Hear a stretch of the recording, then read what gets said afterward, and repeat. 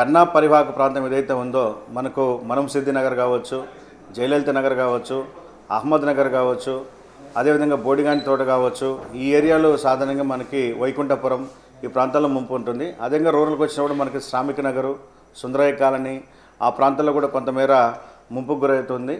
ప్రజలకు పునరావాసం ఏర్పాటు చేయడం కోసం పునరావాస కేంద్రాలను మనం ఇప్పటి వరకు 14 కేంద్రాలను సిద్ధం చేసి పెట్టాం. అందులో కర్నాలమిట్ట హై స్కూలు, కల్లూరుపల్లిలో ఉన్నటువంటి జెడ్పీ హై స్కూలు, అదేవిధంగా summer storage tank Gadam రోషే Nagar, అట్లాగే వైఎస్ఆర్ నగర్ కొత్తూరులో ఉన్నటువంటి urban health centre, old municipal office, DKW college, అట్లానే మీకు బారషాయి దర్గాలో కూడా ఇప్పుడు రిహాబిలిటేషన్కి కావాల్సినటువంటి ఏర్పాట్లు ఉన్నాయి. అదేవిధంగా Guntapadi, BEd college Santhapeta, PNM high school జెండర్ స్ట్రీట్లో, అదేవిధంగా PMR high school Ranganayakulapeta, Bajithota municipal school, PVS girls high school మన నవాపేటలో, అదేవిధంగా ఆర్ఎస్ఆర్ స్కూల్, ఇవన్నీ కూడా సఫిషియెంట్ వాటర్ సప్లైతో పాటు ఇక్కడ టాయిలెట్ ఫెసిలిటీ ఉంది, ఎలక్ట్రిసిటీ ఉంది, ఆ విధంగా వాటరు, టాయిలెట్, అదేవిధంగా లైటింగ్ అన్ని రకాల అరేంజ్మెంట్స్ ఇక్కడ ఏర్పాటు చేసి ఉన్నామని చెప్పి ప్రజలకు తెలియజేస్తాం.